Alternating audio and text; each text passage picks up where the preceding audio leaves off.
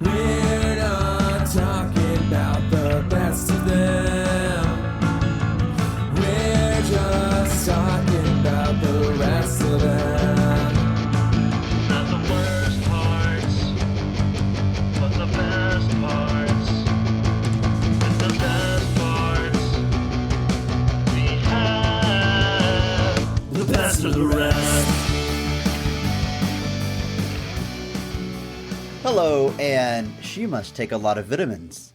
Welcome to Best of the Rest, the show where we take a second look at movies that were poorly received upon release and challenge ourselves to only talk about the things we like and what the movie does well. It's 007 month, and this week we are talking the 1985 film A View to a Kill.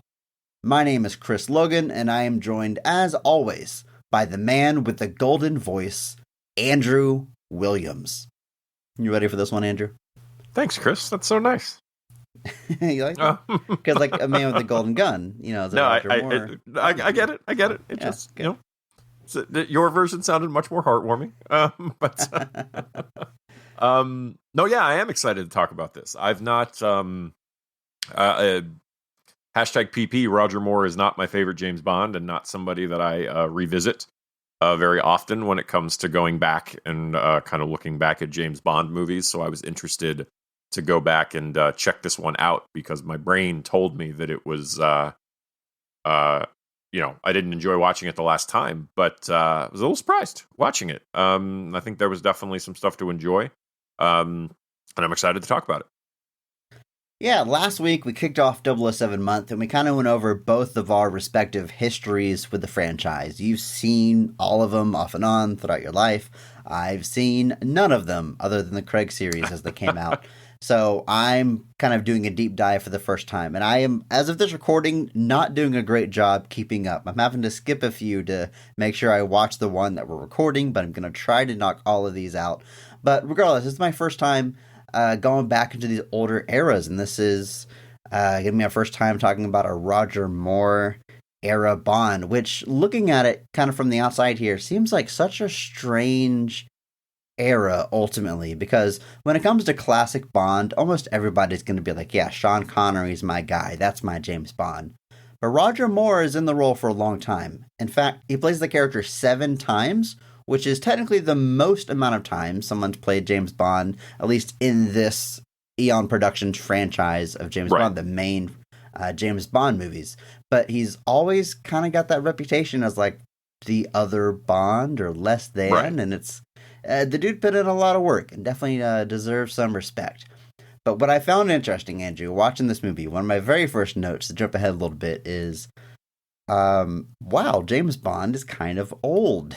We talked about it on Diamonds Are Forever. I had watched Dr. No, then I jumped to Diamonds Are Forever, and I was like, all right, by the end here, Sean Connery's looking a little bit older. I get why they would recast him or why he would want to move on to other projects, but then they cast Roger Moore, who's older than Sean Connery. Yes. It doesn't make, by modern standards, it doesn't make any sense. You know, modern franchises, you cast someone young, you get an up-and-comer, and then you can lock them down for 10 to 20 years. Like, you know, Tom Holland, right? He's our guy he's our Spider-Man for 30 years, whether we like it or not. But to go to Roger Moore and use him for such a long time, for 7 movies, despite his age, it's quite a choice. It kind of goes back to the discussion we had last week where, like, the idea of a leading man or action star, it was just different back in the day. Mm-hmm. Even though this movie is like in the 80s, it's not that long ago. Right. And I think this movie's very clever to not show Bond in any immense states of undress for very long. Like it's playing a little play a little fast and loose there. Because to be clear here, Roger Moore is 58 in this movie. Crazy. I texted you earlier and I was doing the math while I was watching this and I was like, to be fair, like I didn't think he looked 58 necessarily. Definitely looked older, but like almost 60 is not what I was expecting. But like just doing the numbers, I was like, there's no way that like you'd have Bond be 58, right? And they did. They absolutely did. And it's a very it's a very, long role for him as Bond. He's Bond for 12 years. So, I mean, it's a long time in the role. Connery's technically Dr. No is 62. I think Diamonds Are Forever is 71. So that's 9 years. And then he does do the one-off later. But still, like, Roger Moore did the work. And I think, that was it was kind of one of those age-old questions for a long time. It was like, who's your James Bond? Is it Roger Moore or is it Sean Connery? And I think Roger Moore gets a lot of, like you kind of said, he kind of gets looked as the lesser Bond because he's the one where it kind of really feels like it starts leaning into all the tropes and all the hokiness and the campiness and all the ridiculous gadgets and things like that. And so he gets a little bit more. And you're compared to Sean Connery. I mean, this is not an easy situation to be in. Right. Sean Connery is the man who invented the modern definition of the spy genre with James Bond, especially. You're fighting an uphill battle. But this is his last sojourn as Bond. There are no late stage reprisals for him. Maybe a few later roles that kind of honor the character, but by and large, this wraps up his time in the role. Structured very interestingly, like he signed for 3 movies initially and did those first 3, Live and Let Die, Man with the Golden Gun, and The Spy Who Loved Me. But then everything since then was kind of a movie by movie basis. So they kept choosing to go after him for movies. And then he, about, I think 6 months after this one came out, he kind of officially announced that he was done with the role. Got that number 7 and was like, all right, I'm the longest one. I can bow out now. I beat Sean Connery. That's all I wanted. Yeah, and what else is interesting about this era is the Sean Connery era is almost all highly regarded and praised, and there's not, it's hard to find a weak spot. We picked Diamonds Are Forever because if there is one, that's what most people rank as like the lowest of that era. But the Roger Moore era is really up and down. There's a few that get some good critic scores. There's several that don't. But ultimately, trying to pick the one that we ultimately consider the low point critically and reception-wise, we're jumping to this last one. So let's kick it off. The movie A View to a Kill, released May 24th of 1985, made on a budget of $30 million. At the box office, it brings in $152 million. What a return. However, as I mentioned, critically, it's not well received. Rotten Tomatoes currently it holds a 37% critic score. Not a ton of critic scores as movies from this era tend to be, but the audience score is only 40%. So it's right there down with it. Not the highest rated Bond, but today it's all about what the movie does well. We're going to take a look at the creative team first. The movie is written by Richard Maibaum and Michael G. Wilson. Now, Richard, we talked about on our last week's episode because he's a longtime James Bond writer. But Michael G. Wilson, this is his first time we get to talk about him. Primarily, almost all of his career is with Eon Productions. So it's working on Bond movies as a producer, mostly. But there are a few screenwriter credits, including For Your Eyes Only, Octopussy, A View to a Kill, The Living Daylights, and License to Kill. All co-written along with Richard Maibaum. Yeah, he definitely jumps in. He's an executive producer on kind of the films leading up to this, notably Moonraker, and then starts becoming an executive producer and screenwriter and producer through the Timothy Dalton run, and then just stays on as a producer when Pierce Brosnan comes on in 95. So it's a pretty much entire... There's a few other scattered credits in there. He's got a producer credit on the rhythm section and an executive producer credit on Film Stars Don't Die in Liverpool, but very limited, almost all Eon stuff, pretty much just an Eon Productions guy. And, but yeah, it looks like he pretty much from the late 70s, early 80s kind of came into the Bondiverse and has stuck around ever since. It might sound strange, but I really can't help but to think about these James Bond movies and this franchise and compare it to the MCU. First of all, there's not a lot of franchises out there with 20 plus movies. Now, granted, right. Bond, it takes like almost 4 decades to get to that number, whereas the MCU, just by nature of the story, 6 decades, got Chris. there. 6 decades, excuse me. A long time to get there because they're making stories about one character, so they can't really overlap that the way the MCU does. But as I look at these creative teams, they're in the Eon Productions creative force, creative team, creative writer's room. Like they cultivate this talent that just works on this one property, kind of like MCU. They certainly bring people in, bring directors in. It's not all in-house, but all the projects genuinely tend to start in-house with an in-house writing team. And I think that's pretty smart in terms of trying to keep an even tone over multiple films, multiple eras, kind of all come from the same cloth without feeling too disconnected. But a lot of similarities there, I think. Oh yeah, I mean, even looking back at the early Sean Connery movies, you get a lot of recurring directors. Like Terrence Young does 3 of the first 4 James Bond movies, and the only one he doesn't do is Guy Hamilton, who comes back to do 3 more James Bond movies in a row further down the line. And then you get Lewis Gilbert, who does 2 more of the more, and then the director of this movie, who we'll talk more about, John Glenn, he does 5 in a row. He does the last 3 of the Moore run and then does both of the Timothy Dalton movies. It's only really when Pierce Brosnan comes on that you start kind of getting more of a rotating spots. And even then, they're still recurring. Martin Campbell does GoldenEye and Casino Royale, and then Sam Mendes did Skyfall and Spectre. So you still get kind of a desire for Eon just kind of tries to lock people in. If they're gonna get all behind somebody, they kind of like to keep them around for as long as they can and continue that working relationship. And really, to this point, we're still definitely in the midst of that as far as, having talent. And even John Glenn, who does this movie, he was an editor on a bunch of the previous films. So he's, again, you're exactly what you're talking about. Somebody that was in-house, been working on the films, and just kind of got the bump to move up and start taking the director's chair. So a very interesting approach, especially for the time. I agree, Andrew. And speaking of time, it's time to jump into the movie. Look at that segue. Okay. Nice. All right, let's jump into the movie. All the positives, all the best parts of A View to a Kill.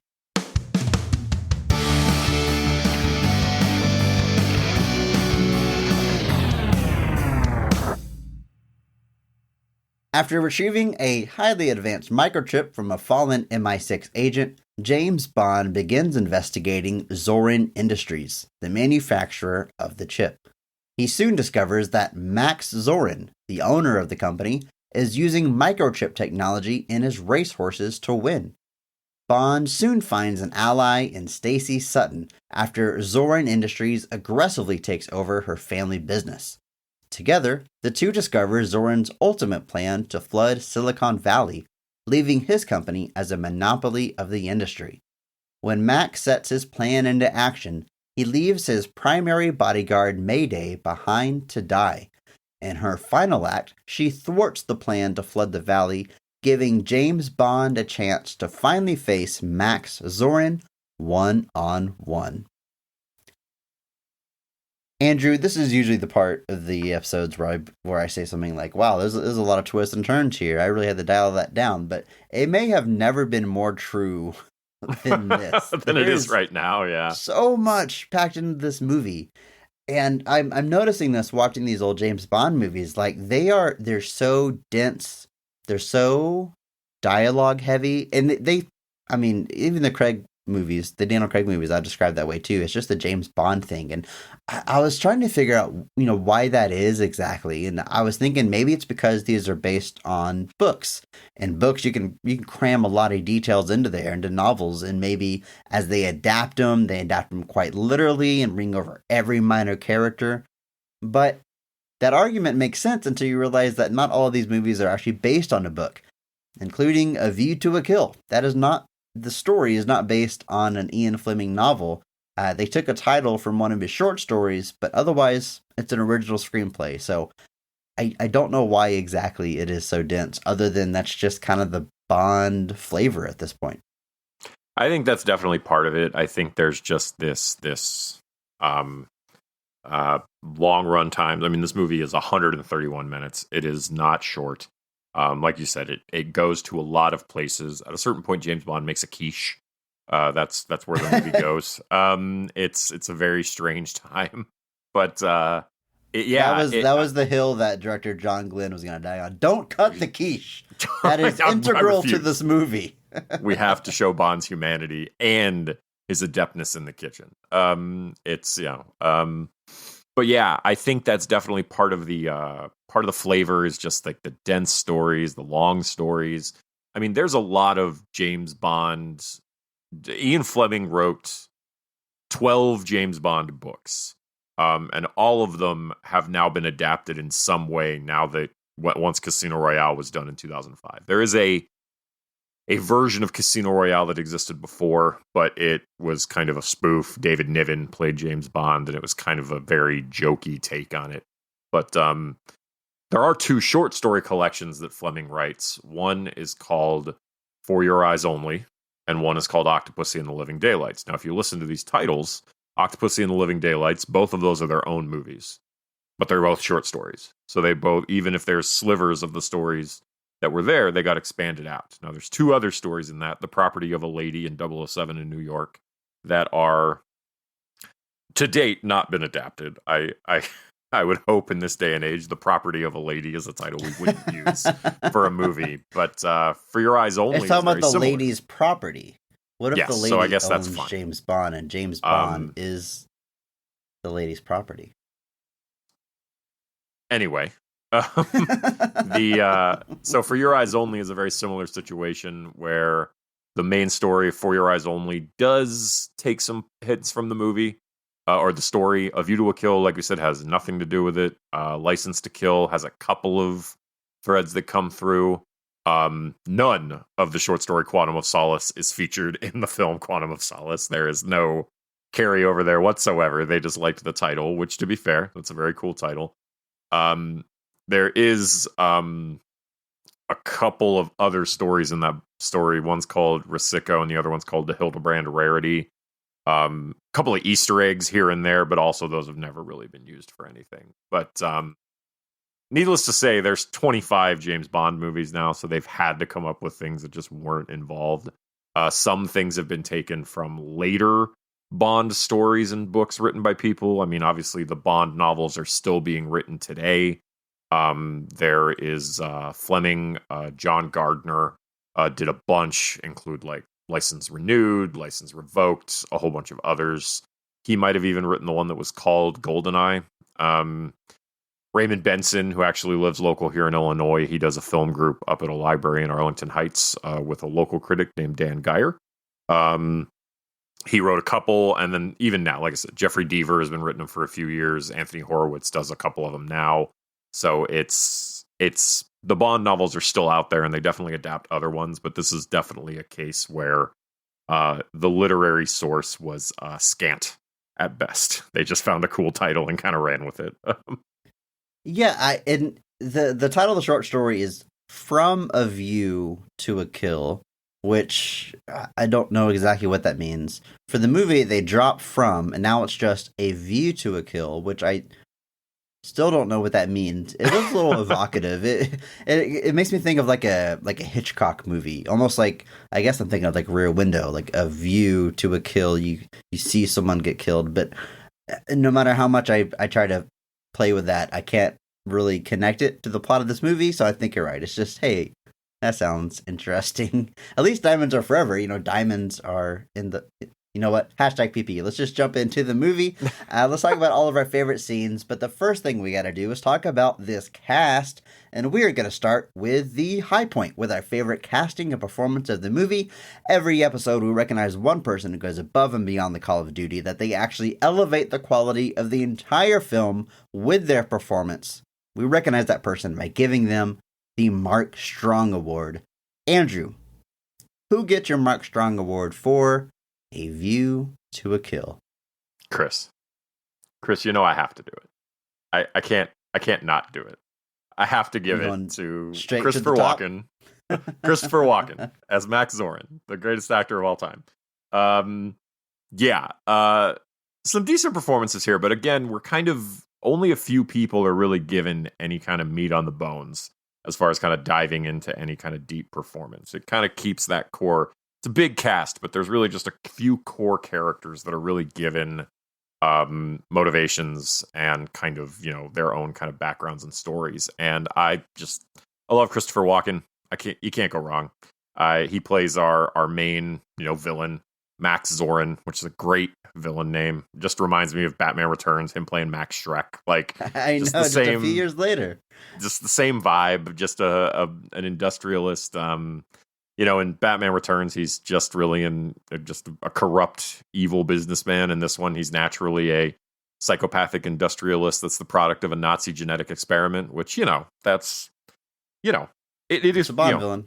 It's a Bond villain. It's weird to think about that being a topical thing that you could do, to have somebody be the result of a Nazi genetic experiment and have them not be like 80 years old now, because they would be now. But at the time in the 80s, I'm like, oh, he's still like, would just be like 40 now. That's actually, it works. But yeah, I like what he's doing here. It's a good, gets plenty of chances to chew the scenery with James Bond. Gets a couple of scenes to just be a real friggin' crazy man.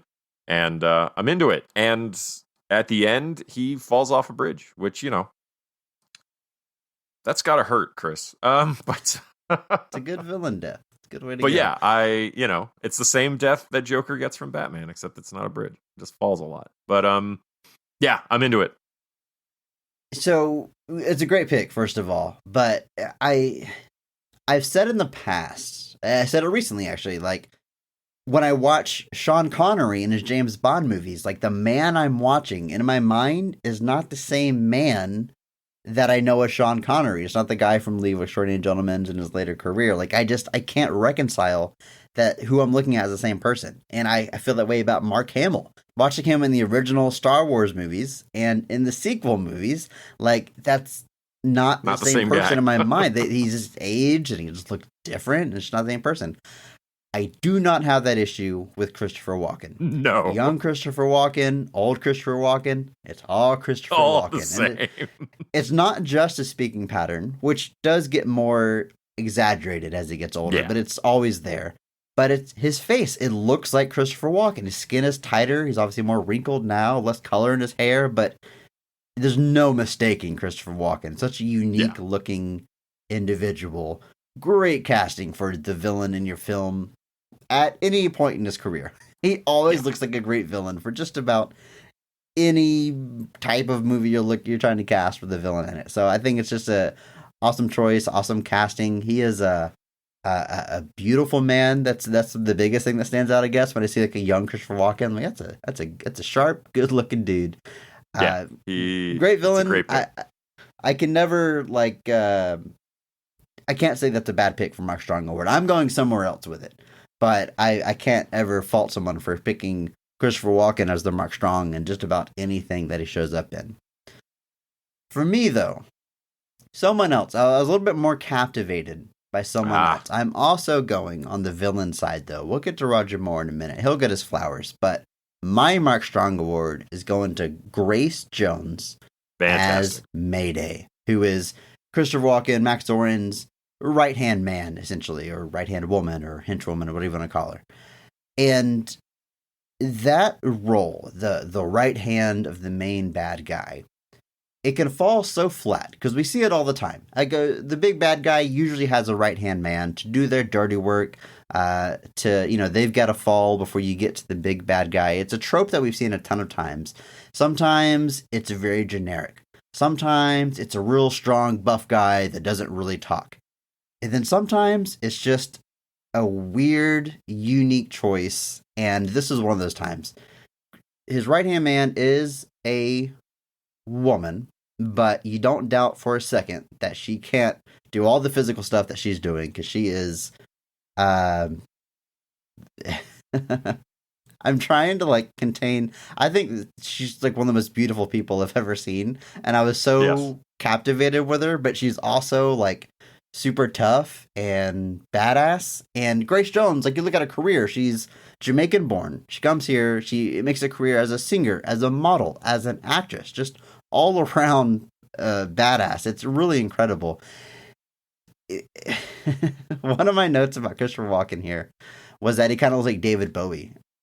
This era of the 80s, we have a lot of androgynous icons. And if you were to plot 80s David Bowie, 80s Christopher Walken, and 80s Grace Jones on a spectrum from masculine to feminine. You plot them in an order. Whatever order you tell me you plotted them in, I'm like, yeah, sure, I see that.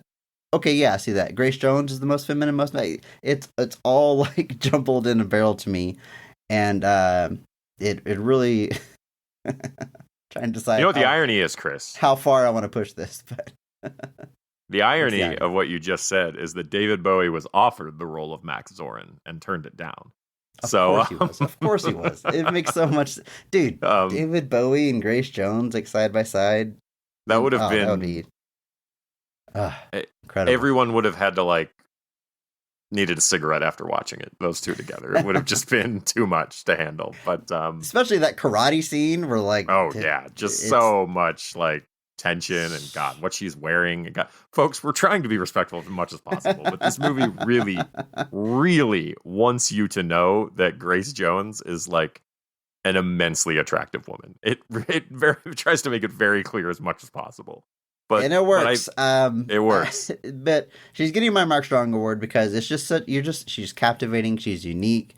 I guess I can even throw little props out there to Eon Productions. I know it's already the 80s, but putting a woman of color in a high profile role is, and she sleeps with James Bond, which that scene, we'll get there. I don't know why that even happens, but that happens. They have James Bond sleeping with a black woman, and that can't be overlooked, I think. But how far they push her being like insanely attractive and insanely badass and tough, and she's believable in both of them. Oh yeah. I love. She's got to get my Mark Strong award for that. I was looking through some of her credits. She's also plays a vampire in the movie Vamp that comes out shortly after this, which I haven't watched it yet. I own it, but I know it's like a campy, hypersexualized horror movie from that time that I'm definitely going to be watching soon after watching this. Yeah, might up. Grace Jones as a vampire sounds like a recipe for me getting nothing done that day. But no, I do think this is a great pick. She's got, like you said, there's such a unique look to Grace Jones. But like you said, if somebody told me that Grace Jones was the most beautiful woman they'd ever seen, I would not question that for a second. It is such a completely unique look. There is to this day. You look at like modern day. Pictures of her. She's like 74 still... and still like I'm like I will never look that good. But it's such an interesting look, and to put her here in a big high profile role, and not just that, but she gets an arc too. Like she gets like this whole kind of arc throughout the film that plays out and gets a chance to kind of screw over Zorin at the end after he turns on her, kind of leaves her for dead essentially. And just creates an interesting, compelling arc for the character. And like you said, just when she's on screen, she's captivating. She just draws your attention. There's an energy, a charisma, everything. Like you just can't help but be captivated when she's on the screen. So I can't at all disagree with this pick. This is a fantastic choice. She's also why Dolph Lundgren gets involved with the film. They were involved at the time.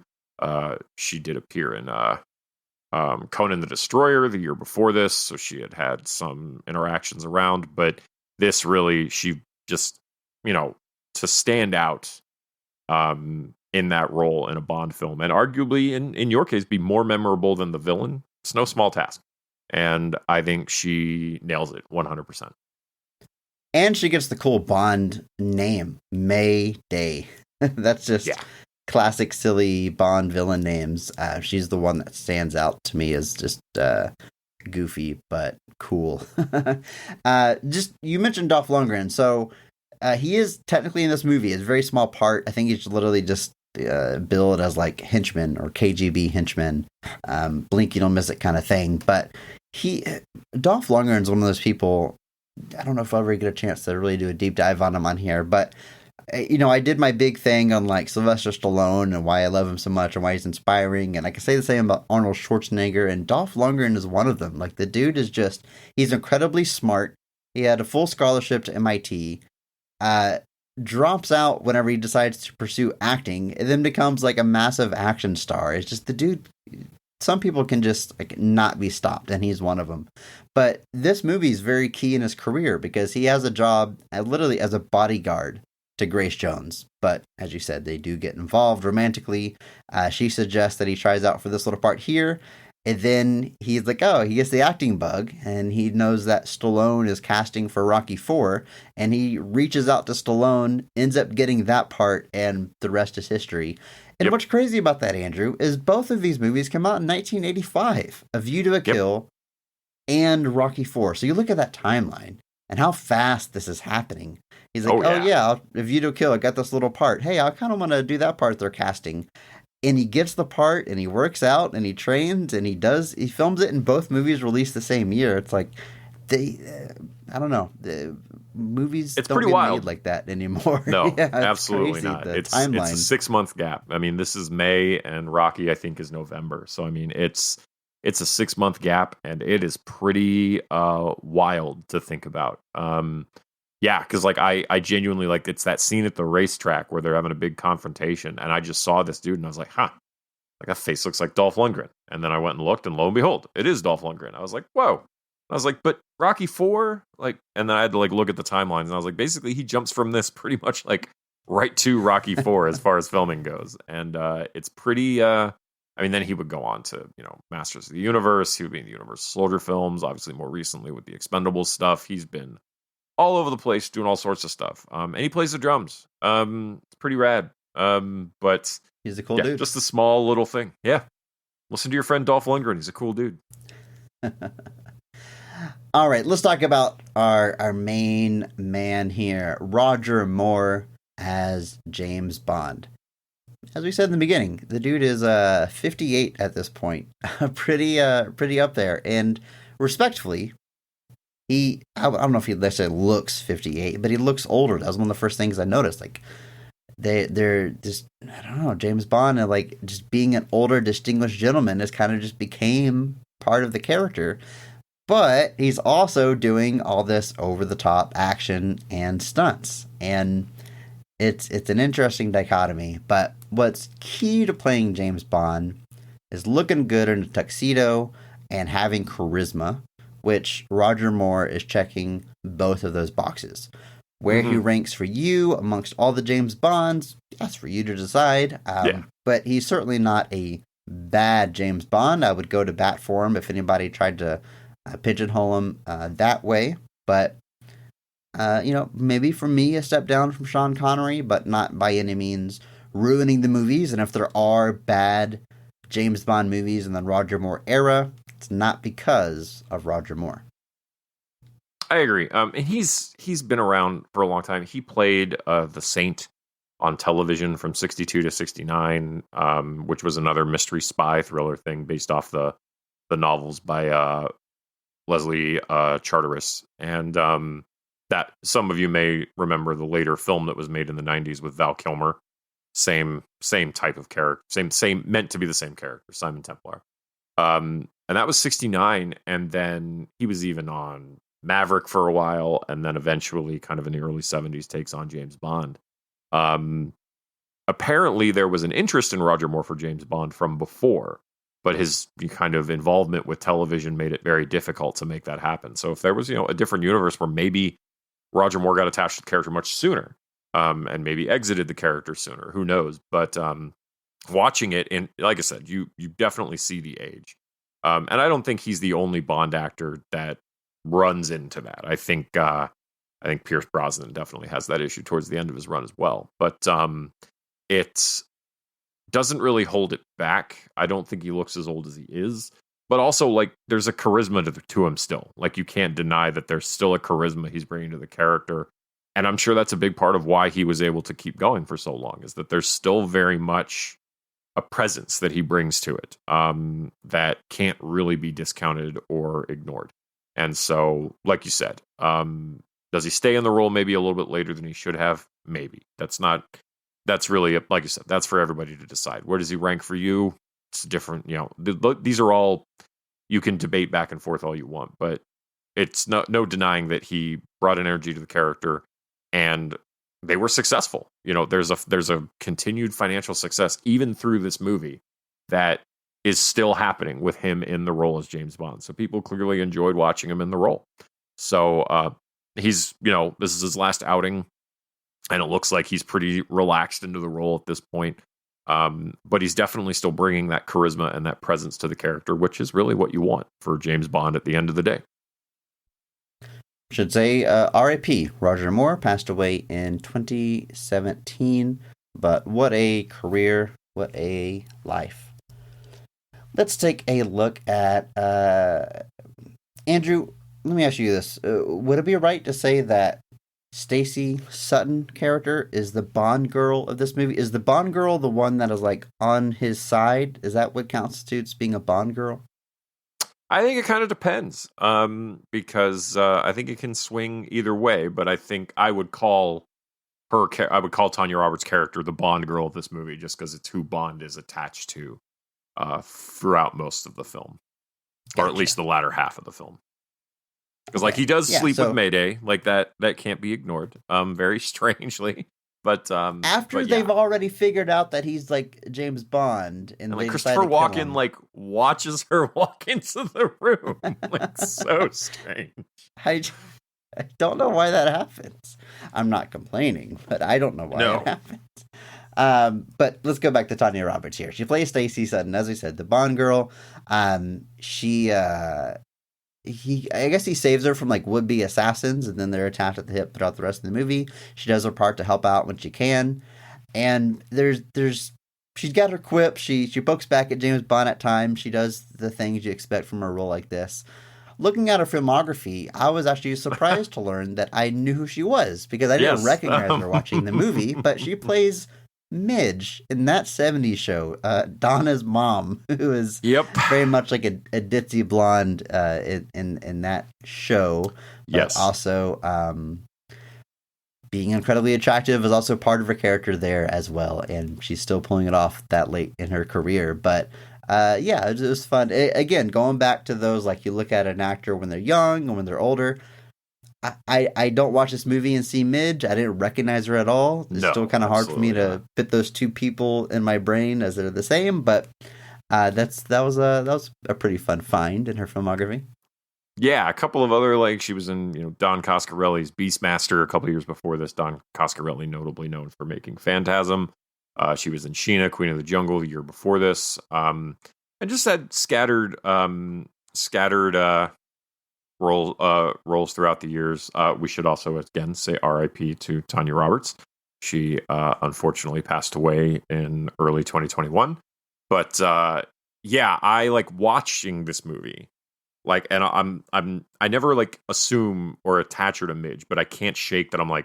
I know who this woman is. There's something about her that I know from before. And eventually I looked it up and I was like, oh, that's Donna's mom. From that 70s show. And it's like when you're watching RoboCop and you realize that one of the guys who beats up RoboCop is Red Foreman.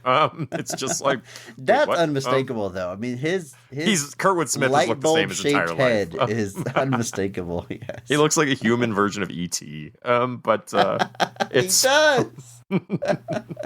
Respectfully.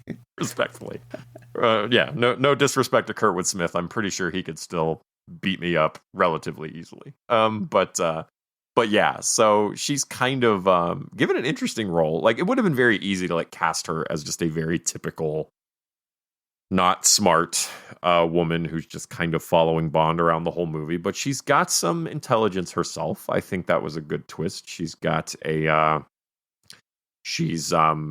this geological background. It really tells you the state of James Bond films at this time. When you say that her being intelligent is a twist. I don't mean to be rude, but it kind of is. But she's basically the granddaughter of an oil tycoon whose company is being taken over by Zorin, and she's kind of helping Bond kind of crack the mystery of everything that's happening, and then she ends up playing a big part of the climax here. And has a few chances to get in on the action, mostly just sitting, just delaying so that Bond can recover from whatever he's doing. But yeah, an interesting role. Patrick Macnee plays Sir Godfrey Tibet, And he's another person who is assisting Bond kind of through the earlier parts of this movie.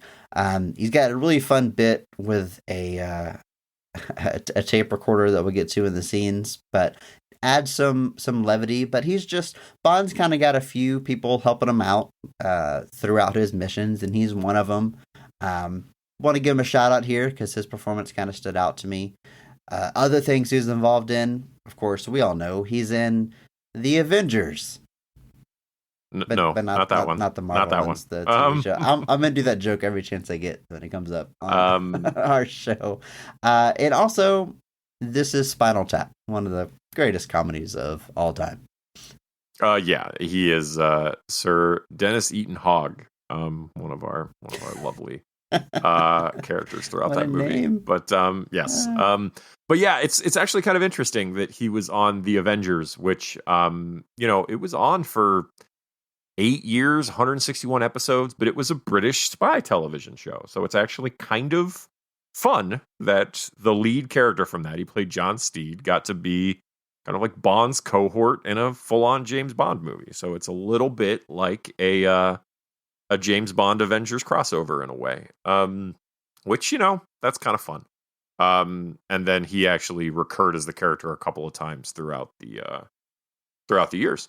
But yeah, it's a fun performance. He like I said, he meets an unfortunate end through Grace Jones, which, if you're gonna go out, I guess what a way to go. I guess via Grace Jones is about as good as it gets. But yeah, him and Bond have a good rapport. They get to make some fun jokes, and he gets a little bit of a chance to get mixed up in the action with Bond too. But yeah, it was a fun little performance that did stand out to me as well.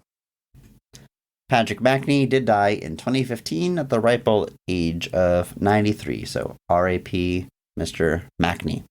Pretty good run, all said and done. I think those are the core people, core players in this script. Like I said, the plot is constantly evolving. We meet a bunch of bit players that hop in, but those are kind of the main ones. But we got to shout out some of the key players in the Bond cinematic universe, as it were. Desmond Llewellyn, we talked about last week, does reprise the role of Q. Got him in a few scenes in the beginning, and then at the very end, a bit of a pervy movie. A bit of a pervy moment at the end of the movie, oddly. But can't just knock on the door, Q. What the heck's your problem? like zooms in the camera on the shower. Yeah. Yeah, but we said he did a great job last week. That continues to be true here in his few scenes. He gets some good jokes. Robert Brown reprises the role of M. Now, last time we talked about this character, last week it was played by Bernard Lee, who actually passed away in 1981. So Robert Brown took over the role, played M for 5 movies, including this one.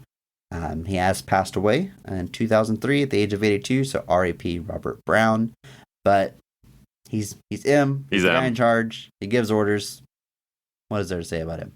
Yeah, he actually does 4. He does Octopussy, View to a Kill, and then he does both the Timothy Dalton movies. So he gets to go through the end of the Timothy Dalton run. Then Judi Dench's run begins with GoldenEye in 1995, and then we know that she sticks with it. And then obviously hands it off to Ralph Fiennes. Robert Brown's does have a portrait of himself that appears in Ralph Fiennes' office in one of the Craig films. You can see it on the wall in M's office, which I thought was a nice little homage. Because one of the fan theories you hear about James Bond sometimes is that James Bond is not a singular person. James Bond is a title. Skyfall kind of definitively debunks that by diving into his previous life and everything that happened before, and kind of, being like, no, James Bond is who he is. And then No Time to Die does establish that the 007 name can be passed around. But the movies have never really shied away, or at least very much embraced it with the Dench to Fiennes switch, that M is a switchable title. That is a title that will move from person to person to person. So having portraits of the old M's around is not really breaking any continuity. It's not like, Daniel Craig randomly having like a Sean Connery portrait in his house or something, just, to give everybody the, hey, you remember that guy. But thought that was a fun little shout out. Seems why there's a lot to unpack here. We may as well do it now. Why would Sure. M be a code name? They're not in the field. Why do they need it? Is it just to like keep things not personal? He's just the head of idea. MI6. I assume that M is just the title for the head of MI6. That's all it is. Okay. Now, let me ask you this, Andrew, because I mistakenly said he played M 5 times, but I looked it up, and the reason I said that is because he's in 5 James Bond movies. So this is possibly more confusing, because he's in The Spy Who Loved Me in 1977, but he's credited as Admiral Hargreaves, and Wikipedia is just telling me that it's possibly the same character as M he played in subsequent films. So I guess what they're saying is he got promoted to the role of M in Octopussy, but that's not confirmed like on screen. It's not. But It's he definitely describes not the idea like that M is a code name. Then maybe that's what happened there. It's not as overt as it is in like Skyfall, where Ralph Fiennes' character Gareth Mallory becomes M. Like that is a very clear passage of Judi Dench's M to Gareth Mallory. That is established in that one, that title gets passed. That one is mostly, I think, people just kind of potentially, even because of the Skyfall being so overt about it, just attaching some potential retcons to something that may or may not be there. It's that one is more just in the fan's head versus having any kind of confirmation. Gotcha. But yeah, not uncommon. Obviously, we established that James Bond actors have sometimes recurred. Charles Gray, who we mentioned last week, he plays Blofeld in Diamonds Are Forever, but he had been one of Bond's allies in a previous film. So sometimes they come back. And I'm never gonna, it's a perfectly fine fan theory. In the realm of fan theories, it's perfectly inoffensive. There's no problems with it. It's not one of those ones that's like, Batman's actually in an asylum and it's all made up. And I'm like, no, Batman suffers from one single thing, and it's that he's fictional. Stop trying to do anything else with it. But yeah, that one's more of just an assumption that potentially he was somebody that got, looped in and promoted. But it's that one's just for fun, really. And lastly, we have Lois Maxwell reprising the role of Miss Moneypenny, who is the secretary to M and is in love with James Bond. I think it's safe to say, always pining for him. Yeah. And what's interesting to me, Andrew, and I mean this with all due respect, is I'm taking my notes and I've noted that and James Bond, he's kind of old. And I kind of thought the same thing about Miss Moneypenny, and it stood out to me just because her role of being a character who's like, oh, James Bond, take me with you. That's my impression of a young woman. Oh, goodness. It plays differently when she is. I mean, Dr. No was 25 years before this movie. Like, she's aged so much, but still playing that type of character that it really stood out to me. And it's also interesting that like the James Bond actor has changed, but I guess in the canon, Roger Moore is the same person that Sean Connery was playing. Is that safe to say? Yeah, because she actually she's in the Connery movies, the Lazenby movies, and the Moore movies. She has 3 different James Bonds that she is Moneypenny for. So I've always James assumed, Bond. Yeah, they're all James Bond, I assume. And like you said, she was the same age as Roger Moore. So she aged with Bond for the most part throughout this whole process. This is her last appearance as Miss Moneypenny, and honestly, she doesn't act a whole lot after this. Just I can just see a couple of film appearances and a couple of television appearances, but kind of definitely dials it back after finishing up with James Bond. But like I said, she was almost 60 by this point, and that's at the time that was a perfectly respectable retirement age, unlike now where I just hope for an early death. But it's hashtag positivity podcast, Andrew. Easy. Keep your existential crisis off this microphone. Now's Can't not do the that, time. Chris. Now's not the time. That's true. But Yeah, again, just a couple of scenes here. This is more like she just recurred a couple times. The movies that we've watched have oddly not been heavy on the MI6 stuff. They've all been pretty pretty limited, honestly. It's not like something like Skyfall or even, Spectre, where there's just this, they're throughout the whole film, recurring the entire time. And it's these are a little bit more limited. So she's really we've seen her as Miss Moneypenny for 3 scenes. I think that's it. She's not been in a whole lot, but it's cool that she got to keep playing the character for so long and provide one of those through line continuities through the films. Because like I said, a lot of the stuff around these people changes, but having those consistent parts that didn't always help add that sense of continuity. Lois Maxwell did pass away in 2007 at the age of 80, so one more R.I.P. Man, Andrew, I think it's Christopher time. Walken. I think it's time we can jump into the scenes of this movie, specifically the best scenes of the movie and our personal favorites. So go ahead and kick us off. When is this movie firing on all cylinders? What is your favorite scene in A View to a Kill? There's a couple of really good action scenes in this one, and I was actually surprised the budget was so small watching some of them. I was actually kind of especially during some of the City Hall sequence or the Silver Mine sequence, I was like, this seems involved for $30 million. But I guess it's a different time, inflation hadn't hit in yet. But I'm going to go with the Silver Mine sequence. That's kind of my overall. Not quite the finale of our film, but definitely the precursor to it.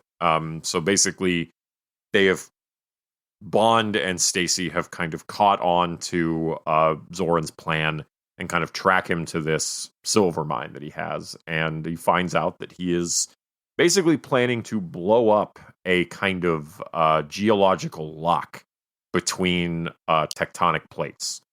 This is all in the movie. I'm not making any of this up, I promise.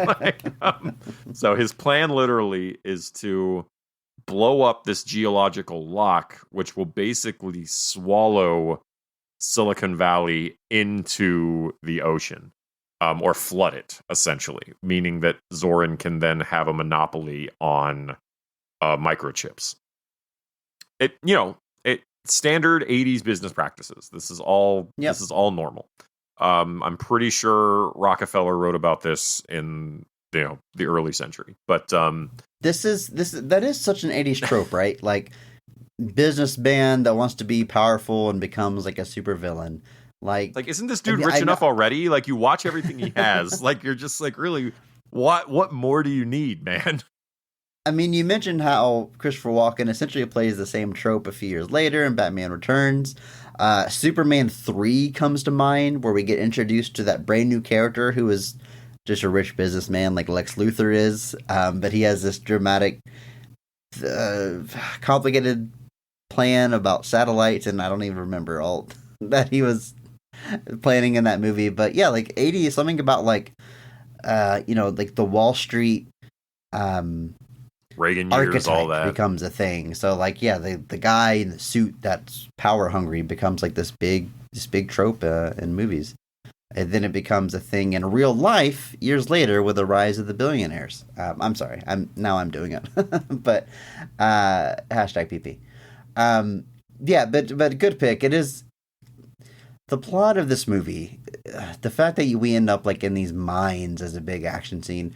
We mentioned earlier that this movie is so dense and always evolving, and it's kind of like the James Bond thing. But I think that's probably all these old James Bond movies must have played so well on cable television, because you can kind of hop in at any point in the movie, and you've got the plot changes, so you can keep up with it, and this is the bad guy now, this is the set piece now, and you can just hop right in. And I'm sure a lot of people growing up watch these movies that way, where you just catch bits and pieces of it here and there, start in the middle and watch to the end. And I don't know if that was necessarily intentional or anything, but I think that definitely played into the popularity of this franchise and becoming a staple in so many families, and dads particularly. It's such a dad franchise. It is. It's, like I said it last time, James Bond, those were the movies my parents went and saw on Friday night when they left the kids at home. That was always that was kind of my association with James Bond for so long. I was like, those are movies my parents like. I don't need to watch. I watch cinema, folks. I don't watch the movies my parents watch.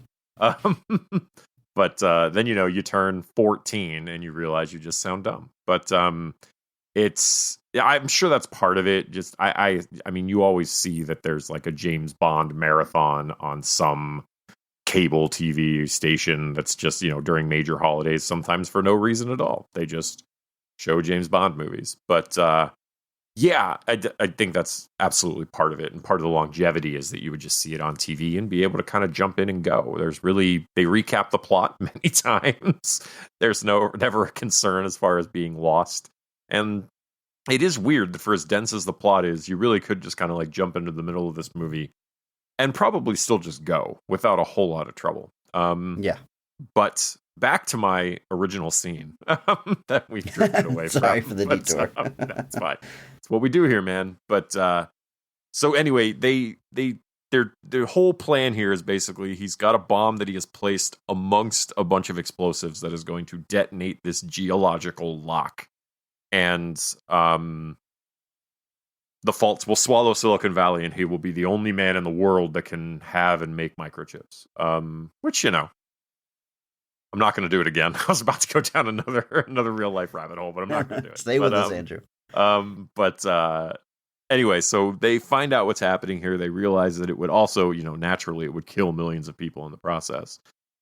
So at this point, this is also when Zorin turns on Mayday, and Mayday kind of aligns herself with James Bond, and they are able to get the bomb out of the silver mine. And ultimately, this is where Mayday makes like a personal sacrifice, and kind of basically asks Bond to make sure that he gets Zorin.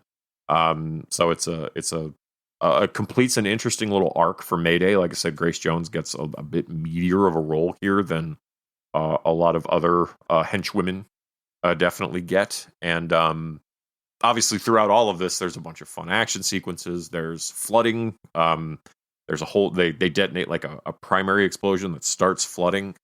So you get a lot of flooded sequences in these tunnels, very reminiscent of something like Temple of Doom, things like that, which would have been before this.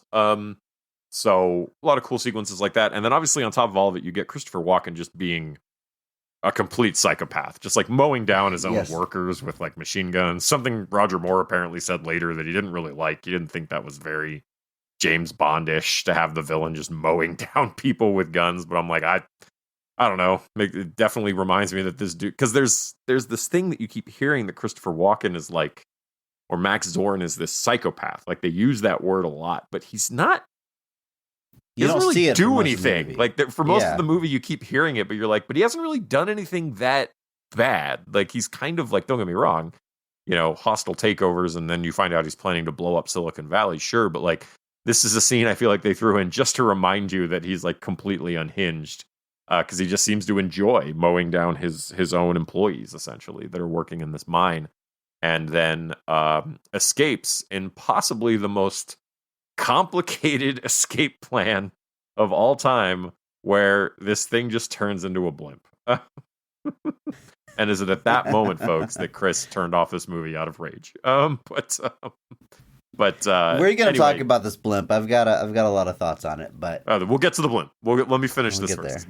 My favorite sequence does not include the blimp, although we'll talk about it. But either way, this whole chain of events, this is several scenes. It's kind of cheating to call it all one, but I think this kind of gives us just some really classic James Bond action.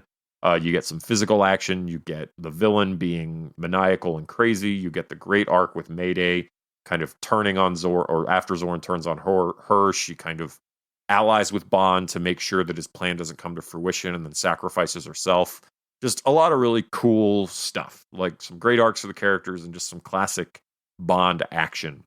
And it's all working for me. So I think that is really, for me, where the movie kind of crystallizes, and I'm getting what I kind of mentally see as James Bond. This is like a climax that I would have no issue kind of seeing any version of James Bond really kind of being in.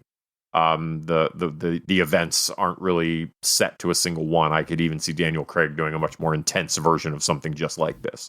So that for me is where I think the movie it hits its stride.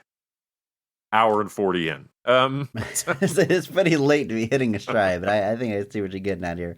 It's good, and you're right. You know, it is surprising this movie has a $30 million budget, which in 1985 isn't as quaint as it seems now, but it's still not a large budget. But this stuff looks expensive because you get all practical effects here. You are flooding your scenes with, I don't know how many thousands of gallons of water they're using to do that.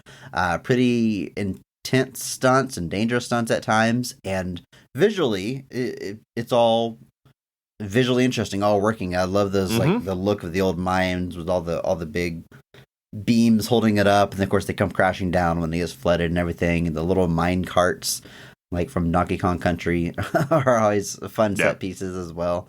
But it's good stuff, Andrew. It's a great pick for favorite scene. I get a feeling that a lot of people would probably agree with you because this is the big climactic action finale of the movie before the 101 face-off on the Golden Gate Bridge. But I am going to go somewhere else with my favorite scene. I'm going to dial in a lot smaller and a lot more specific. But the reason it's my favorite scene is similar to yours, where it feels like James Bond to me. I'm going to go with a scene that involves our villains, our two Mark Strong Award winners. Basically, they are in a boardroom, and my note says, like, this is such a James Bond villain boardroom. It's a bunch of guys around a table of different backgrounds, and there's a giant, like, metal table they're at, but then the top of the table slides down, and a big, like, model of Silicon Valley comes up, because it's just a dramatic way to explain your plan. And Max Zorin is talking to these leaders of the industry about what he wants to be part of his plan, which is essentially like a large percentage of all their businesses. And one gentleman stands up and it's like, that's crazy. I want no part of this. And Max Zorin very diplomatically is like, okay, well, that's fine. But the rest of this conversation is going to be confidential. So I'm going to need you to step out. And the man says, yeah, no problem. And my note literally says, you fool! Because you know what's going to happen. You know you're going to get killed. He's like, my assistant Mayday will show you out. She walks him out, and she's like, oh, can I get you a drink? He's like, yes. And she sends him down this hallway, down these steps. But the man realizes something is wrong, and she pushes a button, and the steps all collapse and become a slide. The floor opens up. The man falls through the floor, and you realize that we are in the blimp.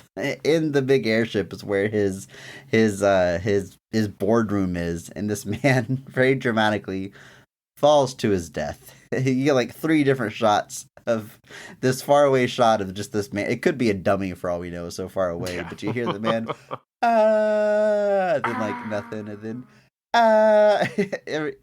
I'm gonna talk about Austin Powers so much this month because it's like the Will Ferrell gag in Austin Powers, where like he screams for a long time when he falls down that chute into like the layer of fire, and he's not dead, and he keeps screaming, coming back again. It takes forever for this guy to die, but I love all of this. It's not a super long scene, but I just love that our villain has to present his plan in the most dramatic way possible. It's this boardroom where anybody would look at it and be like, oh, this man's a supervillain. Look at his aesthetic.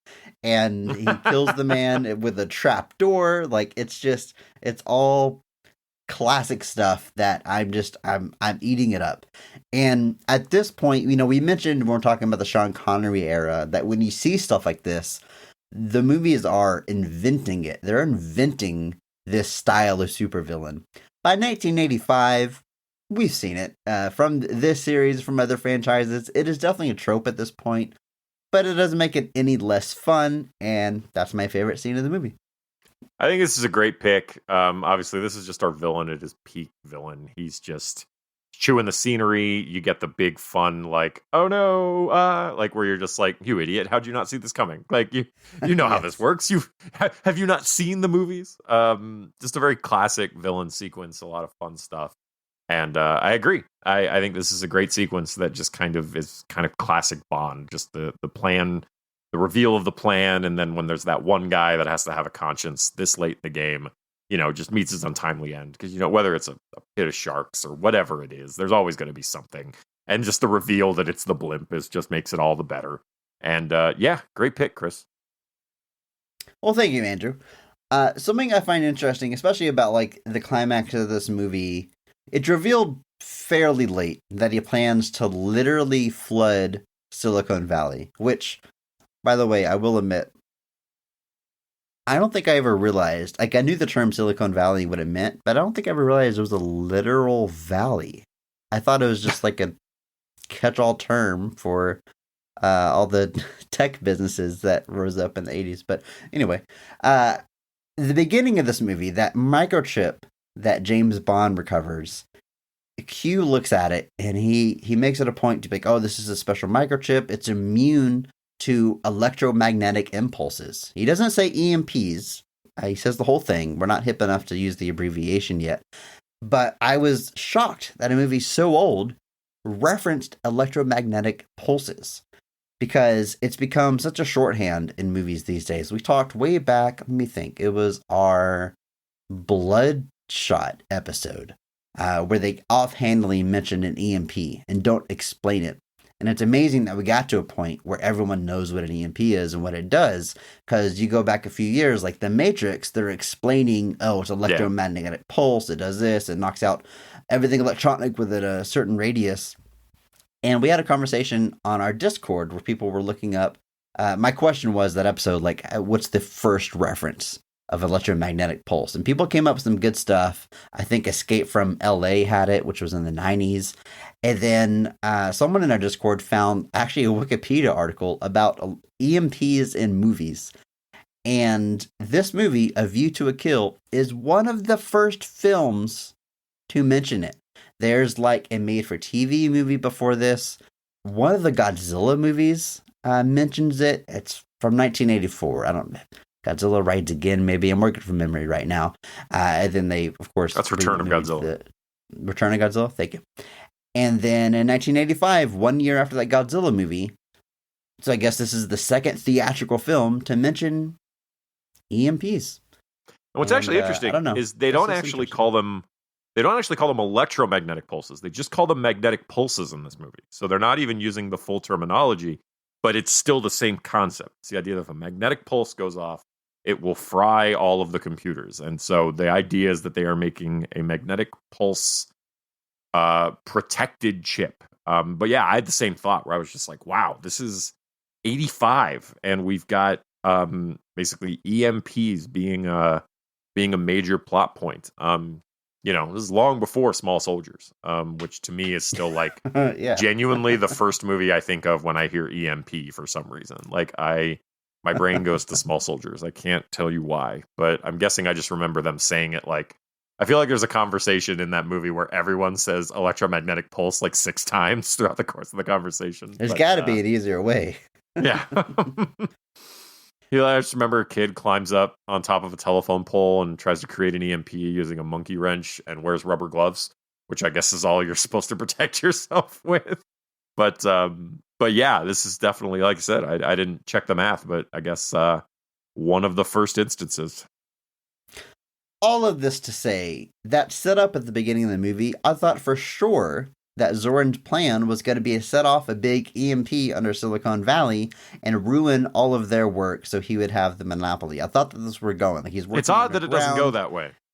At all. It never comes up again. It never comes that back. microchip and its ability never comes back. Instead, he just wants to literally flood Silicon Valley. So like 85, they were touching their toes into this high-tech stuff, but at the end of the day, no, just flooding them.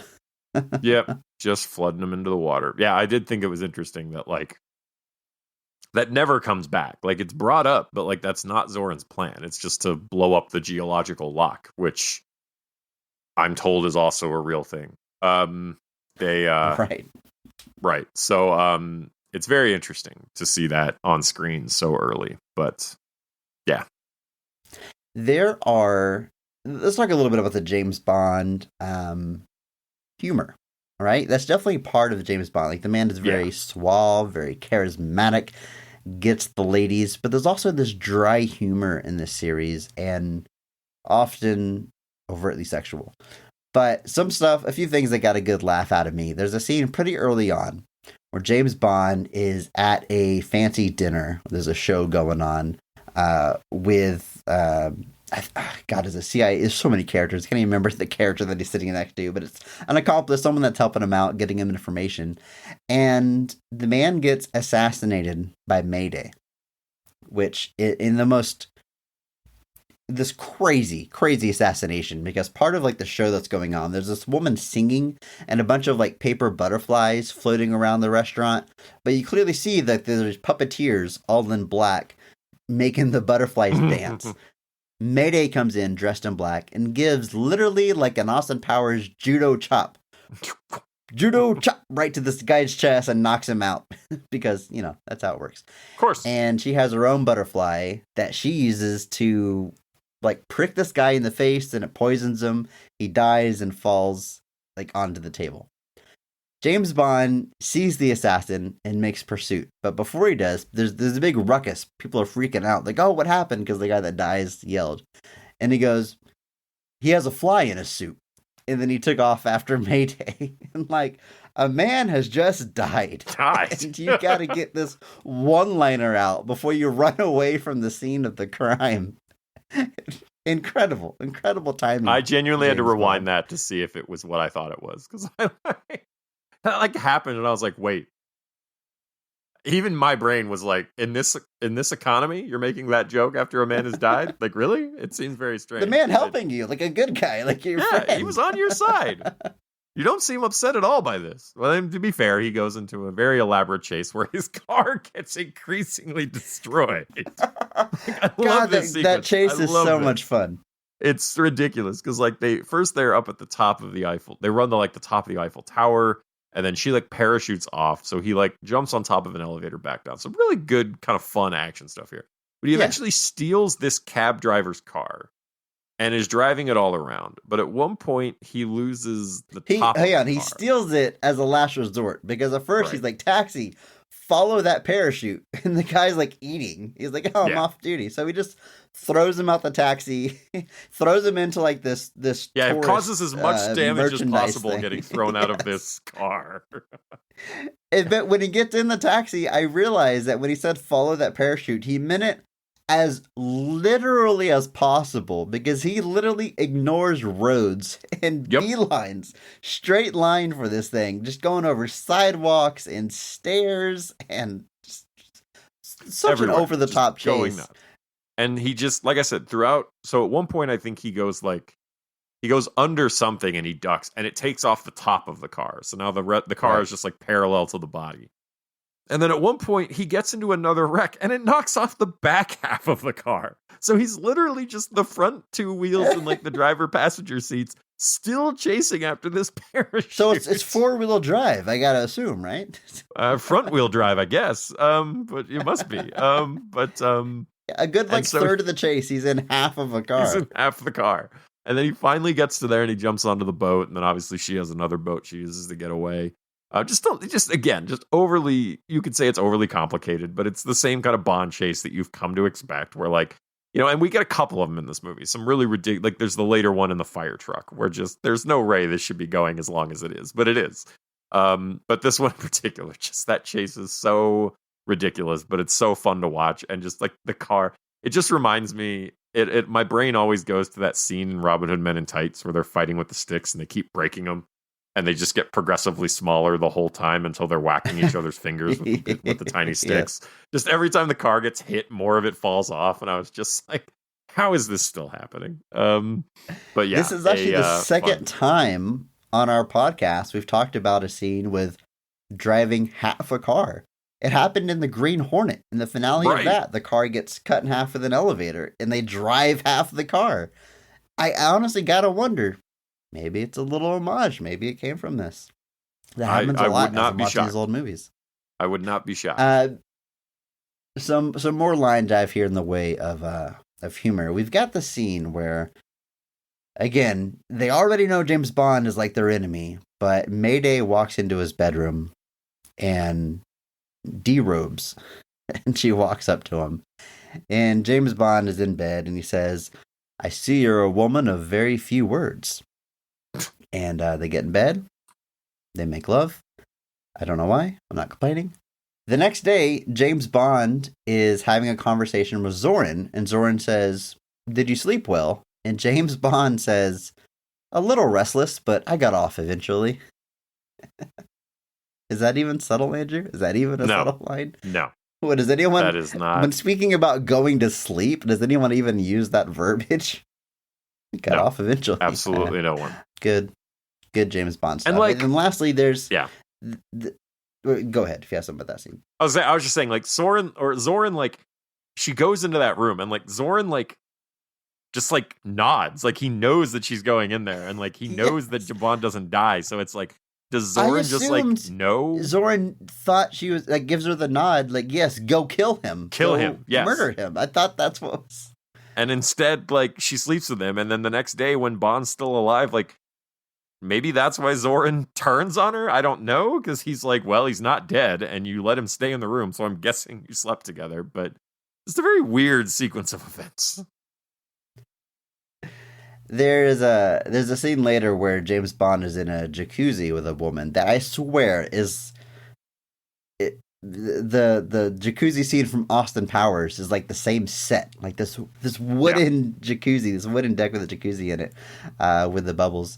And I got to rewatch Austin Powers because I'm probably gonna get so many more references that are more direct jokes than I realized, rather than because the jokes all work without knowing the references. But I'm excited to go back and see some of the more direct stuff. But when he steps out for a bit, he turns on the bubbles, and the woman goes, "Oh, the bubbles tickle my," and just like trails off, and he gets back in, and it's just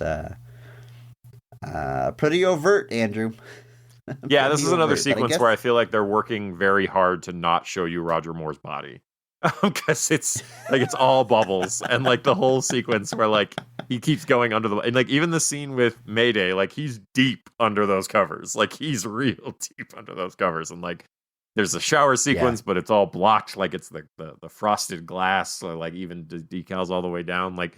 They're really, like, once I noticed it once, like, I just kept noticing it throughout the movie. Because, you know, a shirtless Bond is not an uncommon thing. But they worked real hard to make sure that was not a thing here. And, you know, no shaming.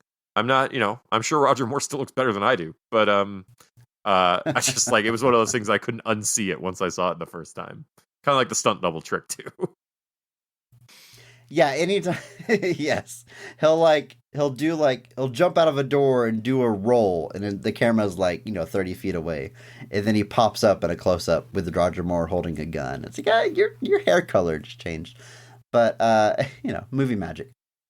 The opening action scene of this movie, ultimately, I like it a lot. Because it stands out. It is striking. It is awesome.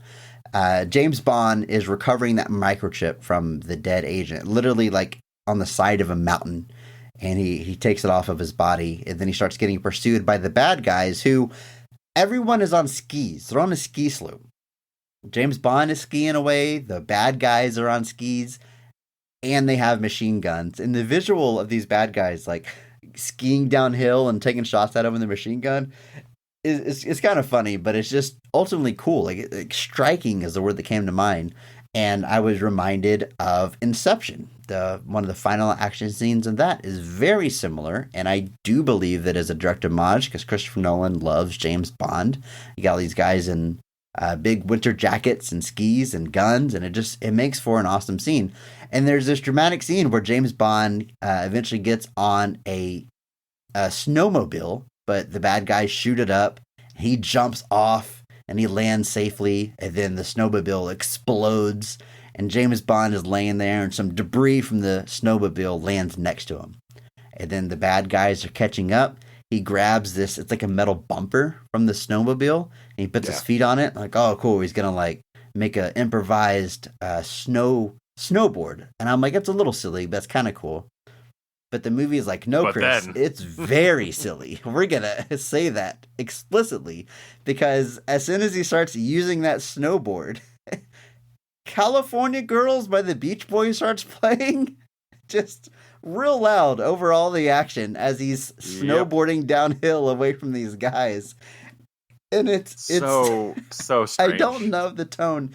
And look, hashtag positivity podcast. I like all this. It's fun. Yeah. It's not what I expected. Maybe not the movie I would have made or whatever, but like I like that it makes that choice and it tells you like we're not taking things too seriously. We're here to have a good time, and I'm having a good time.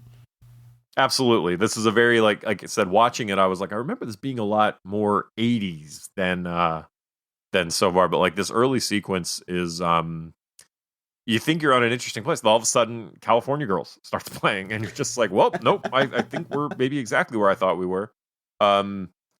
There's a couple of great Bond ski sequences. On Her Majesty's Secret Service, which might be the one that Nolan is a little bit more of an aficionado of, also has some, that's the George Lazenby one. There's some really, really cool ski sequences in that film. So it was cool to see them kind of go back to that for this one and kind of just go back to the ski kind of mindset, because it's only at the first sequence.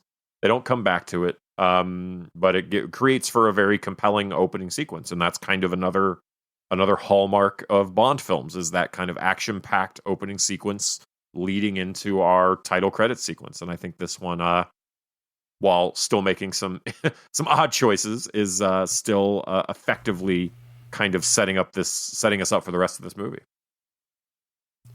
The last action scene I want to point out real quick that I feel like is directly referenced later in another movie is this big fire truck stunt where James Bond and Stacy Sutton escape by commandeering a fire truck. And the scene leading up to it's kind of weird. We'll get to that. But they're escaping in the fire truck, and at some point James Bond ends up on the ladder of the fire truck, which is like hanging out perpendicular to the truck as it's making its way down a busy street, and the ladder is like crashing through things and he's hanging onto it.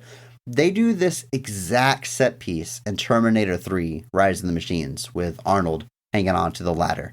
And look, coincidences exist. There's only so many action scenes in the world. Maybe it's a complete accident, or maybe they lifted an action scene from a random Roger Moore James Bond movie. I don't know. But that one is like exact. You could do a side by side and see some like exact stunts with that fire truck that they do right here. I thought that was kind of cool. Terminator 3, cool. A movie I'm sure we will talk about at some point on this podcast. Sure. I know someone who thinks Terminator 3 is better than Terminator 2. There's your hot take for the day, folks. Oh boy. But no, I agree. Also, I just think this is a really fun action sequence. This is kind of coming after our City Hall sequence, which is also, I think, really fun. We get it, not fun, there's a fire, but just a very compelling action sequence, very good rescue sequence. Basically, Zorin thinks he's got Bond captured. They set several things on fire, so we get these kind of involved, drawn out fire rescue sequences that kind of lead into this fire truck chase, which I think is just, again, it's a fun sequence of events. It's interesting to note that, like, I find it very interesting that as far as gadgets go, this movie doesn't really have a lot of them. There is very limited use of kind of the classic Bond gadgetry.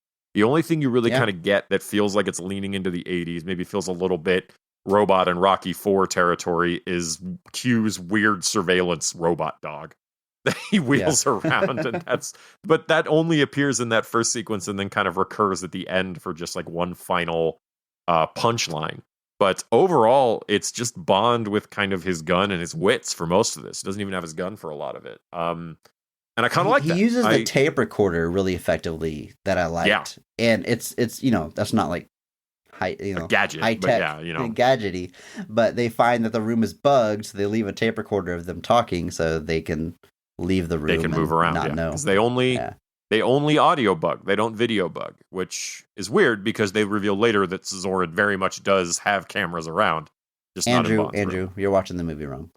Well, and it's also very rude. It would be very rude for Zorin to put cameras in there. It's nice to know that he does have a line in respecting privacy. But it's. But I did like that about the movie, because that was something that kind of the more movies get a little bit criticized for, is kind of the over-reliance on the gadgetry at times. But I think this is a really good, interesting, oddly kind of grounded Bond in a way, because there's just not a lot of super crazy plots, and there's definitely a crazy plot, but I mean like gadgets and trickery and things like that. And that was just a cool thing to see. He sucks the air out of a tire to avoid drowning. Yeah. Just really old school spice doesn't stuff, need a weird little mouthpiece. There's a tire right there, man. Andrew, we mentioned it earlier. There's a blimp in this movie. The bad guy has a blimp. And I, as I've made very clear on this podcast, I think blimps are just dumb and pointless and wasteful. And my God, we should have left those behind ages ago, because the bad guy's in a blimp. The easiest thing to take down. Ultimately, the blimp is taken down with a rope. That's how useless these things are. It's defeated by a rope. James Bond ties a rope to a bridge, and then the blimp is useless, and he can't use it. It's just a big, dumb waste. I've got to give it some props, though. I mean, my favorite scene of the movie takes place on the blimp. It is a fun place to... Yeah, but they tricked you. God, you didn't know it was on the blimp. But it just kind of goes... The most exciting thing you can do with the blimp is have a boardroom meeting, and you kill somebody by dropping them through the floor. Like, it's just not... I don't like blimps. But I was happy to see this one go down. And it leads to like this big standoff on Golden Gate Bridge, which is interesting because the poster for this movie features Golden Gate Bridge. Like, it's a big centerpiece for the film, but it doesn't come until literally the very last action set piece. So they really wanted to position this as like the big, final showdown between two characters. And it's effective. It's not super long. I think ultimately flooding the mines is a little bit more like your big set piece.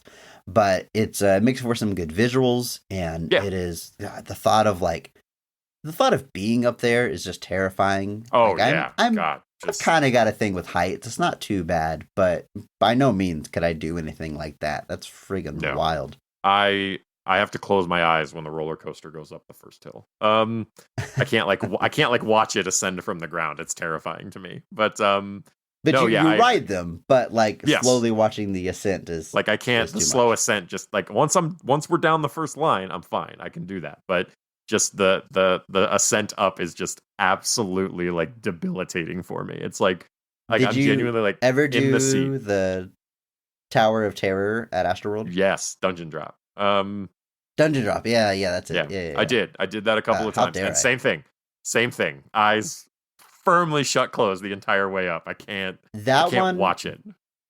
That one was freaky. Yeah, Dungeon Drop is what it's called, because it's so tall and it slowly. I remember being on it and it starts raising you up, and you're like, okay, wow, this is high, and you're like not even halfway. And then it keeps going, and it just keeps going. You see like all of Houston when you're at the top. It's nuts. It's giving me anxiety just thinking about it. Rest in peace, Astroworld. My dad would always do the trick with the coin. Did you ever do that? Yeah, you put it on your lap and it like hovers. You put like a quarter in your hand, and as you're dropping, you get a little bit of a head start, but then the quarter like follows you down, and then slices through your hand. It's worth it though. It looks awesome. It looks awesome. I have a thing with heights, but yeah, the idea of like being on top of the Golden Gate Bridge like is horrifying. Like genuinely like makes me uneasy. And so this is a cool final set piece. Zorin takes the big swim into the bay, and then ultimately they blow up the blimp. And I even texted you. I was like, the minute that blimp blows up, I was like, that the Chris's favorite movie of all time now. This is set. Took it down. I had a good time with this movie. It's a little long. There's a lot of characters. It's dense. I mean, like if I was doing like a review, I would certainly have some critiques. But as far as diving into the positives, as you see, there's no shortage of them. There's great casting. There's Grace Jones. A lot of Grace Jones, and it's wonderful. And Roger Moore's great. I mean, it's got all the hallmarks of a Bond movie. Where it ranks, that's up to you, as we're going to keep saying throughout this month. But plenty to enjoy. I'm enjoying this deep dive so far.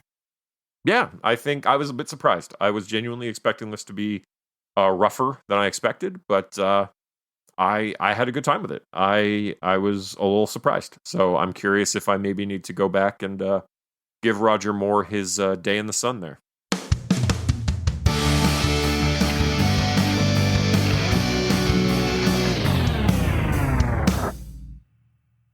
All right, Andrew, 2 Bonds down, 3 to go. Next week, we have Timothy Dalton's first turn as James Bond in The Living Daylights. Of course, at the time of this recording, I haven't seen it. I haven't seen any Timothy Dalton James Bond movies. I'm planning on watching both of them. But from what I understand, they're both pretty good. But, if you got to pick one that's a quote-unquote low point, people tend to point towards that first one. Yeah, it's this is actually the next chronological Bond movie after A View to a Kill. So we are watching the next one in the series. And we're going to see a very shocking turn in tone and style. But Timothy Dalton is kind of pointed to as kind of the prototype in a lot of ways for what Daniel Craig would do with the character later, good almost 16, 17 years later, almost 20 years later.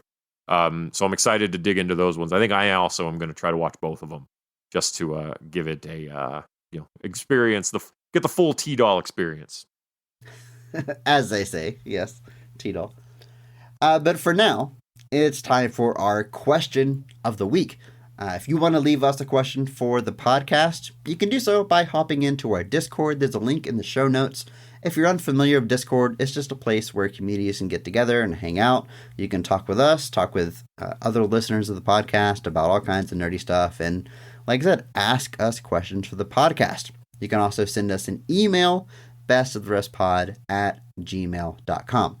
This question is coming from Dr. Douglas in the Discord, and they ask, have you guys ever considered doing a series on poorly received albums?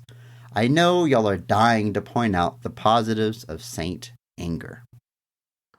No, Doug, we've not considered that. I can honestly say no. See y'all next time. Bye. No. This podcast, we've got our premise, we've got our area of shared expertise, and we're going to stick with movies. I do like the idea if someone else wants to do it. Yeah, the idea is interesting because there's definitely, if I were to think of an album that kind of notoriously gets in my circle, I listen to a lot of progressive rock from the 70s, 80s, those types of bands. Yes, Rush, things like that. There are a lot of latter albums by those bands that are kind of maligned by fans of the more classic lineups. So I could easily see myself doing like Pink Floyd's Division Bell was their 90s album. I love that album. I think it's really, really great. It's one of their ones without Roger Waters, but widely by Pink Floyd fans, it is seen as deeply inferior to the peak work. I don't think so. I think it's pretty solid. I think it'd be hard for a podcast just because you'd want to play clips from the songs, but right, it's a bit of a gray area in podcasting. Yeah. Maybe it'd fit for YouTube if you keep the segments down under 10 seconds, whatever you're allowed to use. But I don't know. Interesting concept. For me, I don't know. Usually when I love a band, I love a band top to bottom of their discography. So Cheap Trick is one of my favorite bands. They've got a huge discography. I love just about all of it. So there's certainly a period, especially late 80s and 90s, where people would point to as them, not being on top of their game, but there's plenty of albums there. I'll go to bat for The Doctor. I'll talk about songs I like from that album. I don't know. My bread and butter, as it were, is 90s music and 90s bands, and a lot of bands that most people only know as a one-hit wonder. I've stuck with them and listened to their whole discography. Alien Ant Farm. Lit is one of my favorite bands. At the time of this recording, it's funny you shout that out. At the time of this recording, on 4 days from now, I'm going to go see a concert that is Lit, Alien Ant Farm, and Hoobastank. All in concert. I just threw out my back, flashing back to the early 2000s there. Just the whiplash. Oh, no. To be clear, Lit, legit one of my favorite bands. Alien Ant Farm I like a lot.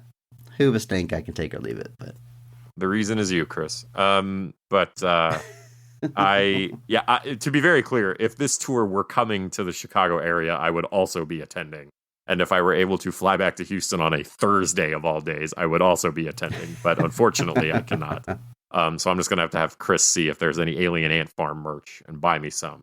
Yeah, Alien Ant Farm's another band that I love. Even their last album I thought was pretty solid given all things. But yeah, everybody knows. They don't even know their original songs. They just know the cover of Smooth Criminal, which is not even the best song on that album. Movies? Anthology. Movies gotta be Check up it there. out, folks. Movies is way up there. Movies is a great song. Yeah. It's a jam, dude. It is a jam. But that first Alien Ant Farm album, folks, pretty great, top to bottom. I agree. So no, Dr. Douglas, we're not launching a new podcast. It's an interesting concept. I don't have time for that, but I do love talking about music. By all means, give us some more music questions. I would say between the two of us, Andrew, we've got a lot of areas covered as far as like genres and decades and stuff. So we could probably dive into some stuff. So give us some questions on music or whatever the hell you want to ask us. We'll read it on a future episode. And in the meantime, just remember that maybe not every movie is great, but all movies have greatness. Thank you to Mark Benavides for singing our theme song. Follow him on Instagram at NotThatMarkAnthony. Thanks to Mitch for the music. You can check him out on Twitter at I'm a Biggie Boy and check our show notes for a SoundCloud link. If you enjoyed this episode, please share it with a friend. It's the only way we're going to grow. And follow us on social media at BOTRcast. Thank you.